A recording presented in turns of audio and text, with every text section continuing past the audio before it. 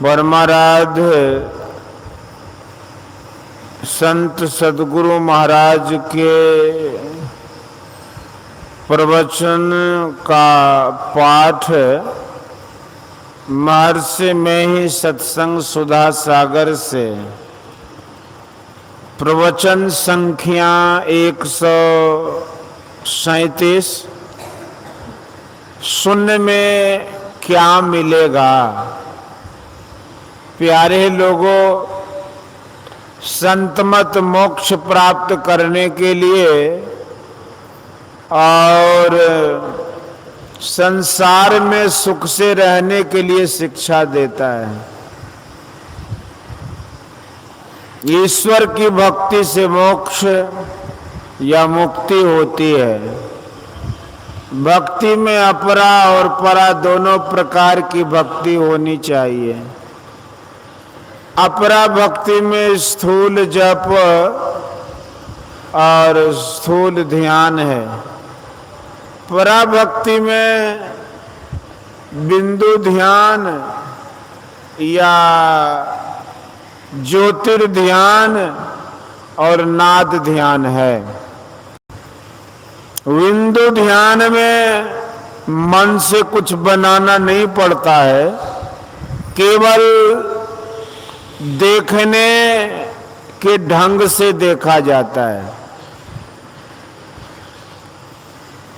देखने का ढंग गुरु बताते हैं। ईड़ा और पिंगला के मध्य में अर्थात सुखमना में देखो। देखने का तात्पर्य है वहां दृष्टि ठहरा दो, वहां ज्योतिर्बिंदु का उदय होता है।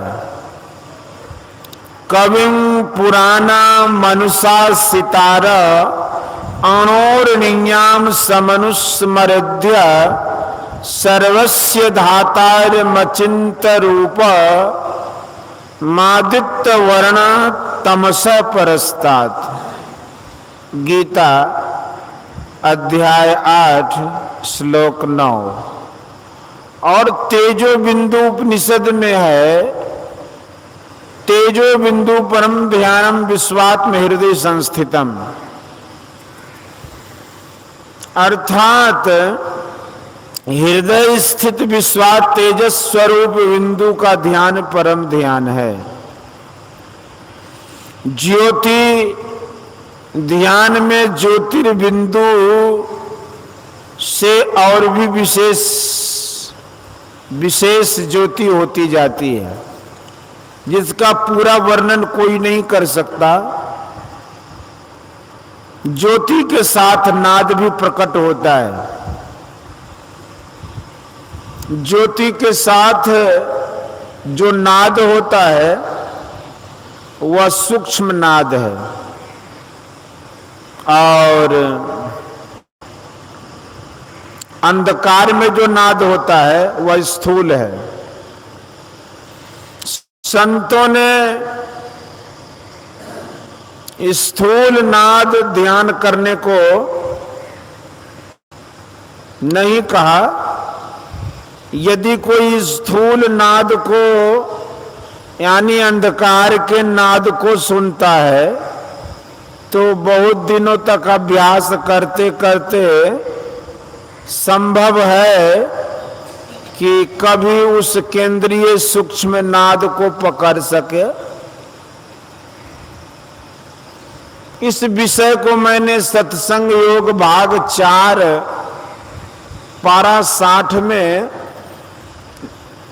लिख भी दिया है, लेकिन उपनिषद के अनुकूल शांभवी अथवा वैष्णवी मुद्रा का अभ्यास कर शब्द साधन करना चाहिए। वैष्णवी मुद्रा कड़ा ध्यान है। दृष्टि साधन 3 तरह से किया जाता है। आमा दृष्टि से, प्रतिपदा दृष्टि से और पूर्णिमा दृष्टि से। आंख बंद कर देखना अमादृष्टि है, आधी आंख खोलकर देखना प्रतिपदा है, और पूरी आंख खोलकर देखना पूर्णिमा है। अमादृष्टि में कोई तकलीफ नहीं होती। संतों ने अमादृष्टि से ही अभ्यास करने को कहा है। कोई कोई कहते हैं कि अमादृष्टि से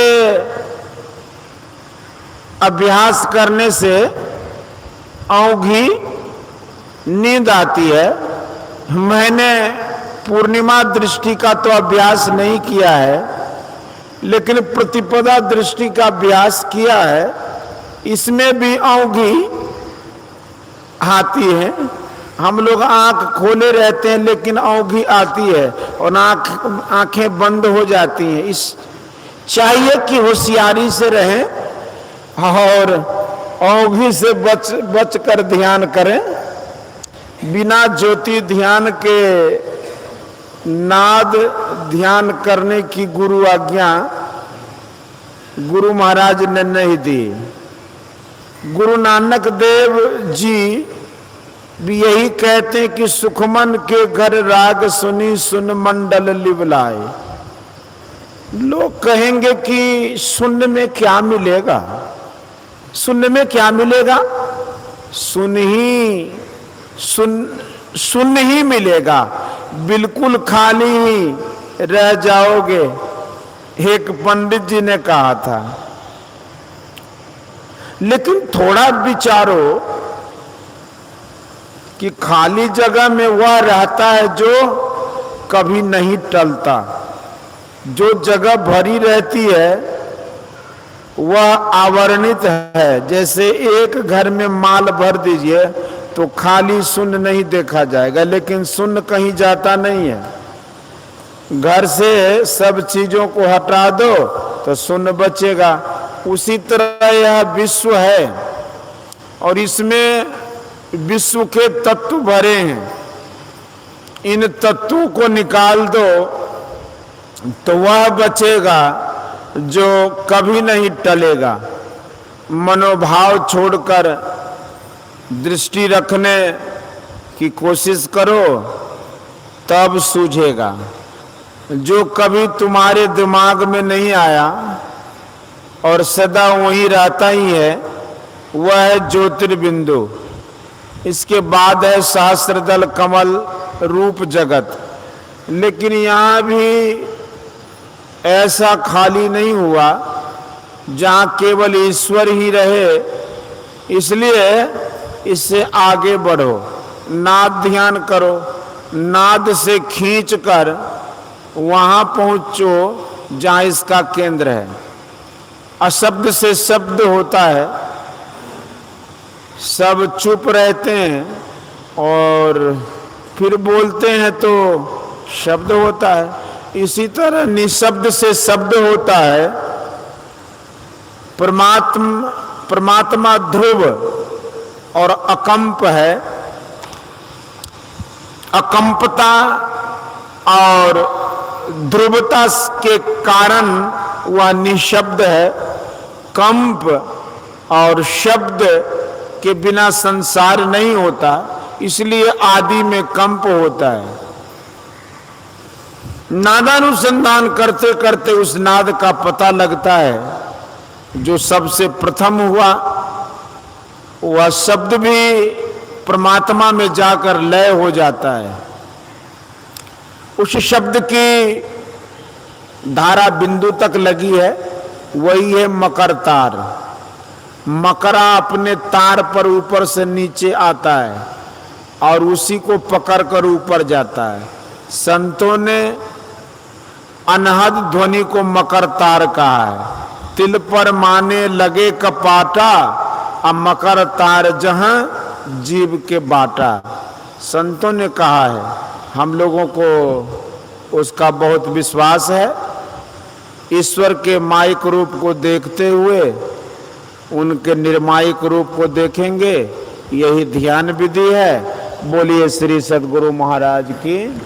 जय।